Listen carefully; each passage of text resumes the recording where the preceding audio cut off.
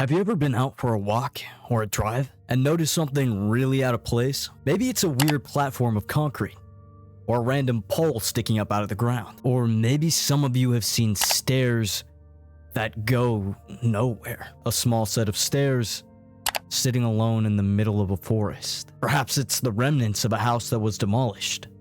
Or maybe one that was never finished. And for those of you who are particularly adventurous, maybe you thought to yourself, what would happen if I climbed to the top? There's only 5 or 6 steps. Can't be that dangerous, can it? But what if I told you in doing so, it could possibly cost your life or someone else's? No matter who you think you hear, and no matter who you think you see, do not climb the stairs to nowhere. Welcome back, my silly subscribers. I got a slightly different video for you guys today. It's more of like a story format, so feel free to cuddle in or perhaps get those tasks done you've been procrastinating for hours, while we explore stories from a search and rescue officer for the U.S. Forest Services, explaining their many encounters and mysterious incidents revolving around these isolated stairs in the middle of the woods. Now it's time for my normal disclaimer. Oh lord. Now it's time for my usual disclaimer. However, please cover your ears if you want to stay whimsical and free. Okay? Okay, yes. This is a Reddit post. 99% probably fake. Yes, obviously. Okay. Can't we have a little bit of whimsy in our life? A little bit of joy. Enjoy a creepy story without someone in our ear telling us it's fake. Anyways, my friends, I'll have the original poster linked down in the description below if you want to go and check this out for yourself. But without further ado, let's get started. 10 years ago, an account named searchandrescuewoods posted on the subreddit No Sleep, telling their many scary and mysterious stories from doing search and rescue. Most of them include sad or odd stories about failed search and rescue missions, or some weird sightings out in the woods. But then we get to the final one on this post, and things get a little different. It goes as followed. This is the last one I'll tell, and it's probably the weirdest story I have. Now, I don't know if this is true in every search and rescue unit, but in mine, it's sort of an unspoken regular thing we run into. You can try asking about it with other search and rescue officers, but even if they know what you're talking about, they probably won't say anything about it. We've been told not to talk about it by our superiors, and at this point, we've all gotten so used to it that it doesn't really even seem weird anymore. On just about every case where we're really far into the wilderness, I'm talking 30 or 40 miles, at some point we'll find a staircase in the middle of the woods. It's almost like if you took the stairs in your house, cut them out, and put them in the forest. I asked about it the first time I saw one, and the other officer just told me not to worry about it, that it was something normal. Everyone I asked said the same thing. I wanted to go check them out, but I was told very empathetically that I should never go near any of them. I just sort of ignore them now when I run into them because it happens so frequently. This is pretty peculiar. All the other stories posted were kind of start and finished, storybook ending. This one very clearly stands out. Like, what do you mean? You can't just say that. What do you mean there's random stairs to nowhere? And so people started asking. And that's when the true story of the stairs started to unfold. Search and Rescue Woods began to post again. It was something along the lines of thanking everyone for all the attention and positive feedback, and him making the second post to share more stories and answer some questions, specifically about the stairs. Here's some more information that we were given. There was a lot of feedback about the stairs, so I'll touch on that briefly here, and I'll also include a story. They come in a variety of shapes, sizes, styles, and conditions. Some are pretty dilapidated, just ruins, but others brand new. I saw one set that looked like they came from a lighthouse. They were metal and spiral, almost old-fashioned. The stairs don't go up infinitely, or farther than I can see, but some sets are taller than others. Like I said before, just imagine the stairs in your house as if someone cut and pasted them in the middle of nowhere. I don't have any pictures. It never really occurred to me to try and get any after the first time, and I don't really feel like risking my job over it. I'll try again in the future, but I really can't promise anything. I think it's very interesting and important to mention as well that not all this poster stories are about the stairs. It's actually quite the opposite. And they're also not all meant to be scary. Some of them are really sad, involving these failed search and rescue missions, with just a few spooky ones mixed in. One of my first jobs as a trainee was a search op for a 4-year-old kid that gotten separated from his mom. This is one of those cases where we knew we were going to find him because the dogs were on a strong scent trail, and we saw clear signs that he was in the area. We ended up finding him in a berry patch about half a mile from where he's last been seen. The kid wasn't even aware that he'd wandered that far. One of the vets brought him back, which I was glad for because I'm not really good with kids. I find it hard to talk to them and keep them company. As my trainer and I are headed back, she decides to take me on a detour to show me one of these hot spots where we tend to find missing people. It's a natural dip in the land near a popular trail, and people will usually move downhill because it's easier. We hike out there. It's a few miles away, and we get there in about an hour or so. As we're walking around the area, she's pointing out places she's found people in the past. I see something in the distance. Now this area we're in is about 8 miles from the main parking area, though there's back roads you can take to get closer if you don't really want to hike that far. But we're on state protected land, which means there can't be any kind of commercial or residential development out here. The most you'll ever see is a fire tower or a makeshift shelter that homeless people think they can get away with building. But I can see from here that whatever this thing is, it has straight edges. And if there's one thing you learn quickly, it's that nature rarely makes straight lines. I point it out, but she doesn't say anything. She just hangs back and lets me wander over and check it out. I get within about 20 feet of it, and all the hair on the back of my neck stands up. It's a staircase in the middle of the woods. In the proper context, it would literally be the most benign thing ever. It's just a normal staircase with beige carpet and about 10 steps tall. But instead of being in a house, where it obviously should be, it's out here, in the middle of the woods. The sides aren't carpeted, obviously, and I can see the wood it's made of. It's almost like a video game glitch, where the house has failed to load in completely, and the stairs are the only thing visible. I stand there, and it's like my brain is working overtime to try and make sense of what I'm seeing. My trainer comes and stands next to me. She just stands there casually, looking as if it's the least interesting thing in the world. I ask her what this thing is doing here, and she just chuckles. "Get used to it, rookie. You're gonna see a lot of them." I start to move closer, but she grabs my arm. Hard. "I wouldn't do that," she says. Her voice is casual, but her grip is tight. And I just stand there, looking at her. "You're gonna see them all the time, but don't go near them. Don't touch them. Don't go up them. Just ignore them." I start to ask her about it, but something in the way she's looking at me tells me it's best if I don't. We end up moving on, and the subject doesn't come up again for the rest of my training. She was right, though. I say about every 5th call I go on, I end up running across a set of stairs. Sometimes they're relatively close to the path, maybe within 2 or 3 miles.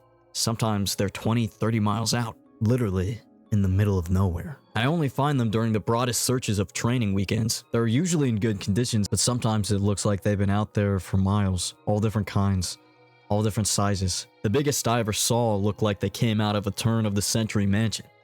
They're at least 10 feet wide, with steps leading up at least 15 or 20 feet. I've tried talking about it with people, but they just gave me the same response my trainer did. "It's normal. Don't worry about it. They're not a big deal, but don't go close to them or up them." When trainees ask me about it now, I give them the same response. I don't really know what else to tell them. I'm really hoping someday I get a better answer, but it hasn't happened yet. And after that, if people weren't invested before, you can bet they are now. Practically everyone was begging for more information about the stairs. Search and Rescue Woods is then prompted by all this attention to post once more. He says in this post that he has some more information about the stairs. While he himself hasn't had any more interactions or stories to tell about these stairs, he managed to ask a few coworker friends, and he's gotten permission to share some of their stories. He also expresses that he does wish he could talk to his superiors about these stairs, because in doing so, it could possibly risk him his job. However, he does mention that there's going to be some sort of reunion for the company that he works for, and there'll be a few superiors there that no longer work for the company that he feels comfortable in asking for some more information. He follows that up by saying he'll let us know how that conversation goes. But for now, here's another story. My buddy has been a search and rescue officer for about 7 years. He started when he was a junior in college, and he had a very similar experience when he first encountered the stairs. His trainer told him almost the same thing mine did, which is to never go near, touch, or ascend them. For the first year, he did just that. But apparently his curiosity got the better of him, and on one call he broke away from the line and went to go check out a set of them. He said they were about 10 miles from the path where a teenage girl had vanished, and the dogs were following his scent. He was on his own, lagging behind the main group, when he saw a set of stairs off to his left. They looked like they were from a new house, because the carpeting was pristine and white. He said as he got closer, he didn't feel any different, or hear any weird noises. He was expecting something to happen, like bleeding from his ears or collapsing. but he got right up next to them and didn't feel anything. The only thing he said is that it was odd there was absolutely no debris on the steps. No dirt, leaves, dust, anything. And there didn't appear to be any signs of animal or insect activity in the immediate area, which he found strange. It was less like things were avoiding them, and more like they just happened to be in a relatively barren part of the forest. He touched the stairs and didn't feel anything except that sort of sticky feeling you get from new carpet. Making sure his radio was on, he slowly climbed the stairs. He said it was terrifying because of the way they'd been stigmatized. He wasn't really sure what was going to happen to him. He joked that half of him expected to be teleported to some dimension, and the other half was watching for a UFO to come swooping down. But he got to the top with little event. He just stood there, looking around. But he said the longer he stood at the top, the more he felt like he was doing something very, very wrong. He described it as in the feeling you get if you were in a part of a government building you have no business being in. As if someone was going to come and arrest you or shoot you in the back of the head at any second. He tried to brush it off, but the feeling got stronger and stronger. And that's when he realized he couldn't hear anything anymore. The sounds of the forest were gone. And he couldn't hear his own breathing. It was like some kind of weird, awful tinnitus, but more oppressive. He climbed back down and rejoined the search, and didn't mention what he'd done. But he said the weirdest part came after. His trainer was waiting back at the welcome center after the search ended for the day. He cornered my buddy before he could leave. He said his trainer had this look of intense anger, and he asked what was wrong. "You went up them, didn't you?" My buddy said it wasn't phrased as a question. He asked how his trainer knew. The trainer just shook his head. "Because we didn't find her. The dogs lost her scent." My buddy asked what that had to do with anything. The trainer asked how long he'd been on the stairs. My buddy said no more than a minute. The trainer gave him this really awful, almost dead-eyed look, and told him that if he ever went up another set of stairs again, he'd be fired immediately. The trainer walked away, and I guess he'd never answer any of the questions my buddy has asked about it since. The odd connection between the search and rescue officer climbing the stairs and then them not being able to find the missing child is very interesting to me. Maybe these stairs aren't as dangerous as we are led to believe, but share some sort of symbiotic relationship with the search and rescue officers. Maybe if they leave the stairs alone, they'll be able to find the missing people. But I have a feeling these next few stories will take us away from that theory. After a while, Search and Rescue Woods then posted again. And in this post we get an update on the conversation they had with the retired superior. He is now an EMT, and we only know him by EW. While in conversation with EW, our poster brings up the story previously heard about a friend of his climbing the stairs. EW goes silent for a second before responding, asking our poster if he's ever heard of a little boy who disappeared in the woods. And now, we're given the story from EW. They were out looking for this 11-year-old boy, Joey, who'd gone missing near a river. Of course, the first thought was that he'd fallen in and drowned. But when they brought dogs out, they led search and rescue officers away from the river and up to a very densely forested area. When we do searches for people, we search in a grid pattern.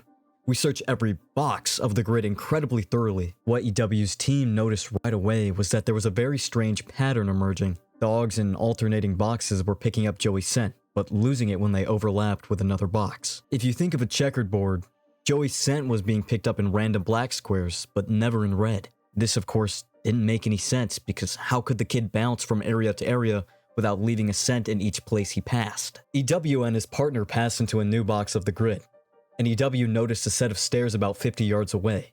He tells his partner that they need to go and check near it, but his partner flat out refuses. He tells EW that he's made it a point to never go near any stairs he sees, and that while it may be routine, he's not pretending that it's normal. He tells EW that he'll wait in sight while EW checks. EW says he was irritated but felt for the guy. He didn't push him on the subject. I walked over to the stairs. They were small, kind of like stairs into a basement. I don't really feel strongly one way or the other about them. The stairs, I mean. But I wasn't scared or anything. I guess I'm like everyone else. I just prefer not to think about them too much. Anyway, I went over and I could see that there was something lying on the bottom step. Sort of curled up. My heart sinks. Because of course you always hope for the best. And we were confident that we were going to find this kid alive. Because he'd only been missing for a few hours. But I knew right away. It was him. And he was dead. He was curled up in a little ball on the step, holding his stomach. It looked like he's been in horrible pain when he died. But I didn't see any blood, except for on his lip and chin. I radioed that we found him, and we got his body back to command. Poor family. They were devastated. The parents couldn't understand how he died, because he'd only been gone for such a short amount of time. And on top of that, we didn't have any obvious causes of death. which just made it worse. I figured he'd probably eaten something poisonous since he was holding his stomach when I found him. But I didn't want to guess. It's hard enough to hear that your kid is dead, let alone some stupid search and rescue guy guessing about what happened. They took him away. I went home and tried not to think about it. I hate finding dead kids, man. I love this job, but it's one of the reasons I left. I got 2 daughters, and the thought of losing them that way just... He got choked up here a little. I'm not great with emotional stuff like that, and it's always sort of awkward to see a grown man cry. So I didn't really know what to do. He pulled himself together eventually though, and he kept going. We don't always hear back from the coroners about causes of death. It's not really our job to know, I guess. But sometimes if they think it's foul play, they won't tell us because of legal shite. But I've got a friend who works with the sheriff's department, and he'll usually pass along any interesting info if I ask. In this case though, I actually got a call from him about a week later. He asked if I remember the kid, and of course I do. And he said some seriously weird shit is going on. He tells me, EW man, you're gonna think I'm crazy, but the coroner has no idea what happened to this kid. He hasn't seen anything like it. My accent's all over the place. Save me. This is why I'm not a voice actor. Please forgive me. My friend goes on to tell me when the coroner opened this kid up, he couldn't believe what he was seeing. The kid's organs were like Swiss cheese. Quarter-sized holes were punched clean through. Just about every single organ this kid had, aside from his heart and lungs. But his colon, stomach, his kidneys, and even one of his testicles were full of these clean holes. My friend said the coroner described it as if someone had taken a hole punch and punched holes out of everything. They were so neat, but the kid didn't have a scratch on him. No entry or exit wounds. The closest anyone had ever seen like it was a guy who filled himself with a full buckshot a year or so back while cleaning his rifle. No one had a clue what could possibly have caused it. My friend asked me if I've ever heard of anything like it, or if we'd had similar cases in the past, but I've never even heard of something like that. And I told him I wasn't going to be of any help to him. As far as I know, the coroner determined the cause of death as something like massive internal bleeding, but no one knows what really happened. I've never been able to forget that kid. I have nightmares about it sometimes. I don't let my kids go into the woods alone, and when we go together, I never let them out of my sight. I used to love it out here, but that case, and a couple of others, just sort of ruined it for me. Dinner was over, so we started to clean up and go back to our cabins. Before we went our separate ways, he put his hand on my shoulder and looked at me really close. He tells me that there's bad things out here, things that don't care if we have family or lives, or that we can think and feel. He tells me to be careful, and he walks away. I didn't get a chance to talk with him again, but that story stuck with me. The story of Korf's definitely stands out. It's nothing like what we've heard so far. Nothing from the stairs as of yet has been really consistent. Feels like we're given a bunch of puzzle pieces that we now have to put together. However, in the same post by Search and Rescue Woods, we get yet another story. This time, only known as someone PB. The story comes up in casual conversation between the two, while our original poster is bringing up the stairs. PB goes quiet for a second, looking like he wants to say something, before motioning to turn off their radios. And this is something in Search and Rescue that you never do under any circumstances. But both of them turn off their radios, and PB shares the story. About 7 years ago, he tells me he was out on a call with a rookie. They were in an area of the park that had a lot of strange reports and events. Disappearances, stories about lights in the forest, odd noises, things like that. The rookie was totally spooked, kept going on and on about things in the wood. According to PB, the guy wouldn't stop talking about the goat man. Just on and on. Goat man this and goat man that. Finally, I told him there was plenty else to be afraid of out here that was very real, and that he'd better get over this thing with the goat man. The rookie wanted to know what kind of things I was talking about, and I just told him to shut up and walk. We crested a little ridge, and there was a staircase about 10 yards ahead. The rookie stops dead in his tracks and just stands there looking at him. I tell him, see? There's something you should be afraid of. The rookie asked me what the hell these things are doing out here, and for, some reason, I just open up and I tell him the truth. Or what I've been told is the truth. I could have gotten in a lot of trouble for doing what I did, and I can get into a lot of trouble for repeating it to you. But you're a nice kid, and I want you to stop looking into this. Quit while you're ahead. So I'll tell you what I know, under the condition that you never breathe a word of this to the soups. I told him I wouldn't say a word, and he double checks that our radios are off. When I first started out, we were a little less tight-lipped about them, and the other things that happen out here. We warned people before they even hired that there was weird stuff going on. I guess the Forest Service was tired of having such a massive turnover rate, and they wanted people to know what they were getting into.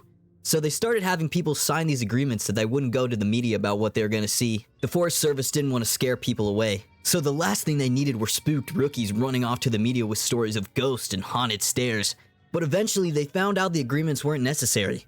People not only didn't want to talk about what they saw, they wouldn't. A few times media tried to talk to people when kids or hikers would disappear, and no one would say a word. I can't really explain it. I guess we just don't really want to admit anything is wrong. This is our job, to be out in the woods every single day. We don't need to be spooked, and the best way to avoid it is to pretend like everything's okay. So I'll tell you everything I can think of, and after that, I'm done talking about it, for good. And I expect you not to bring it up around me, ever. The stairs have been out here as long as the parks have existed. We have records going back decades describing them. Sometimes people go up them and nothing happens. Other times, look, I don't really like talking about this, but sometimes really bad stuff happens. I saw one guy get his hand sliced clean off when he got to the top step. He reached out to touch a tree branch, and it happened so fast. 1 second his hand was there, and the next it was gone. Completely clean wound. We didn't find his hand, and the guy almost died. Another time, a woman touched one of the stairs and a blood vessel in her brain exploded. Literally exploded, like a water balloon. She sort of stumbled down and came over to me, and all she got out was, "I think something is wrong with me." She dropped like a sack of flour, dead before she hit the ground. I'll never forget the way the blood leaked into the inside of her eye. Before she died, I watched it turn red. I watched it happen, and there wasn't a single thing I could do to help. We warned people not to go near them, but there's always at least one idiot who does. And even if nothing happens to them, something bad always happens. Kids go missing as we're on their trail. Someone dies the next day, cut in half in a completely safe part of the park. I don't know why, but something bad always happens. I don't know exactly why they're out here, but it doesn't matter. They're here.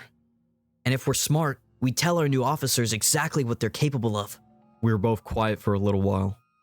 I was afraid to talk because I wasn't sure if he was done. He looked like he wanted to say something else. Finally, he spoke up again.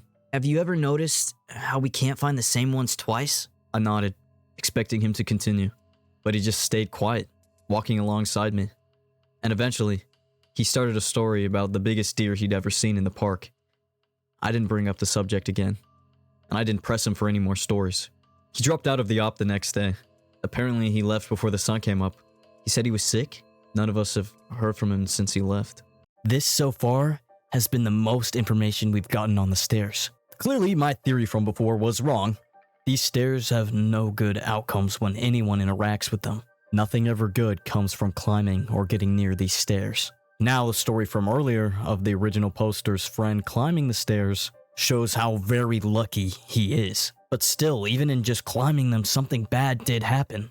They weren't able to find that missing girl. Now we're getting closer to the end of this mystery. And yes, this does have an end. I wonder what the true intention of these stairs really are. On Search and Rescue's next post, he mentions the stairs again, but only briefly. He mentions a story from a buddy of his who recognized him from the Reddit post. Luckily though, they're pretty good friends, so him getting recognized by this person didn't put his job at risk. But here's what his friend had to say. One of the vets at the training op reads no sleep, and he recognized my story. He knows me pretty well, and we've swapped stories before. He asked if he could share something he's noticed about the stairs, and some thoughts he had. I'm really glad you decided to share these. I think it's important that people are aware of what's out there, especially since the Forest Service is doing such a good job at covering it all up. I asked him what he meant. What do you mean, what do I mean? The lack of any kind of media attention? No coverage of missing kids or bodies found miles from where they were lost in the first place?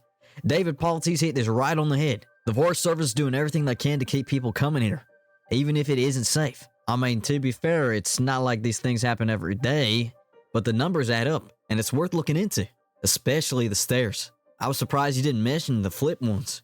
I didn't know what he was talking about. I couldn't remember him ever talking about something like that. He seemed somewhat incredulous. Dude, I can't believe you've been on this long without seeing them. No one told you about them? I shrugged and asked him to elaborate. Well, there's the normal stairs, the ones that pop up when we're out of ways. I know you know about them, but sometimes I've run across ones that are flipped upside down. I guess it would be like if you had a dollhouse and the stairs were a separate piece. Now, take that and flip it upside down so the top step is stuck in the dirt and put it out in the woods. They're like that. I don't see them as often, but they're odd, to say the least. Makes me think of footage after a tornado, when the houses are all blown apart and random things are left standing, like chimneys and garden walls. Those ones freak me out more than the normal ones because I can't really write those off as easily. I don't scare very easily, like most of us who work out here. But that idea stuck with me, and it bothers me. I'm gonna try and find out more about them. This story definitely adds a little bit more mystery to the mix. The upside down stairs really confuse me. I wonder if they have opposite effects. Maybe they bring good luck and good fortune? No? Maybe these stairs are a different type of gateway for a creature that lies below. Now, Search and Rescue Woods does post again, but unfortunately, this post has like very little information about the stairs. However though, on Search and Rescue Woods' last post, we finally get a mention of the stairs. He seems to be meeting up with some search and rescue buddies, and from this experience, we get a few more stories about the stairs. I switched the topic of the stairs a little later, and there was a definite shift in enthusiasm. No one spoke up at first. There's a real stigma around discussing them, even when we're away from work. But I broke the ice with a story of my own, and the guy who told the story about the faceless man told this one, albeit very quietly. A couple of years ago, I was camping with my girlfriend. We're out about 2 miles from the road at this site I know. We went to bed that night, but we couldn't sleep because Someone interjected with a funny comment, and we were dangerously close to going off on another subject, but I got us back on track. no, it was because we kept hearing that grinding noise. My brother used to grind his teeth in his sleep, and it kind of reminds me of that. My girlfriend was freaking out, but I just kept telling her to ignore it because I've heard it before, and you just have to ignore it. It goes away eventually. You guys know what I mean. We all knew what he meant. So eventually I got her to sleep, but I woke up probably 2 hours later because something was just off. I rolled over and she wasn't there. I kind of freaked out because... He thought for a second, and then took a very long drink. Anyway, I ran out of the tent calling her name, but I didn't have to go far. She was standing at the edge of the camp looking at something in the trees, and I could see she was really pale. The fire was low but bright enough to see her. Anyway, so I ran up to see what was going on, and she was dead asleep, but her eyes were open. She did this real spaced out look, you know? So I put my arm around her to lead her back, but she wouldn't move. She just said really quietly something like, "I have to go now, Eddie. I have to go. It's here." I was like, "You're just sleepwalking. Come back to bed." But she wouldn't budge. She just kept standing there and saying that she had to go, and I looked to where she was looking, and there was a freaking staircase right there about 15 yards away, gray one, concrete. And she started to walk toward it, but I yanked her back and that woke her up. She looked at me like I was out of my mind, and she asked what she was doing out of the tent. I didn't tell her anything. I just told her she was sleepwalking. The grinding was gone, so she just went back to the tent with me asleep again. I don't know. I don't like thinking about it, you know? We all knew. You guys remember that kid with, I can't quite remember what it was, some kind of disability? A little side note here, sorry, I'm butting in. I don't agree with the language used here to describe people with disabilities. So there's going to be a little bit of a discrepancy there. I'm sorry. I changed it personally to make myself and others a little bit more comfortable and be a little bit more respectful. Sorry. Anyways, okay, I'm done. Well, I got to read the report he gave when they found him a week after he went missing, and it was messed up beyond belief. I mean, you have to take it with a grain of salt because who knows what the kid actually thinks is real, but some of this stuff I don't think he could have made up. Well, first off, he talks about the stairs. He said he'd been watching his dad build a fire and the stairs came up to him, and he had to go up them or else something bad would happen. The cops couldn't really understand what he was talking about after that, because he just kept saying, "light the campfire," over and over, and he kept mentioning sounds, but he couldn't say what sounds, just that it was loud and he covered his ears so he couldn't hear them. But the thing I remember most is they asked him exactly where he'd gone, and he just said he was right there. He kept pointing at himself, and they said they thought that meant he thought he'd never left. He said he wasn't scared because the stairs were there, and he said they talked to him, but not like people talk. Like I said, it was really convoluted and hard to understand, and I have a feeling the cops didn't take most of it down. They ended up saying that the kid just had some kind of amnesia or few, and that they didn't think any foul play was involved. Doesn't really explain why he came back a week later perfectly fine without a speck of dirt on him and was well fed. But hey, what the cop says goes. There's still a lot of questions I want to answer. I'll continue to ask around and find out whatever I can. The next update should be soon.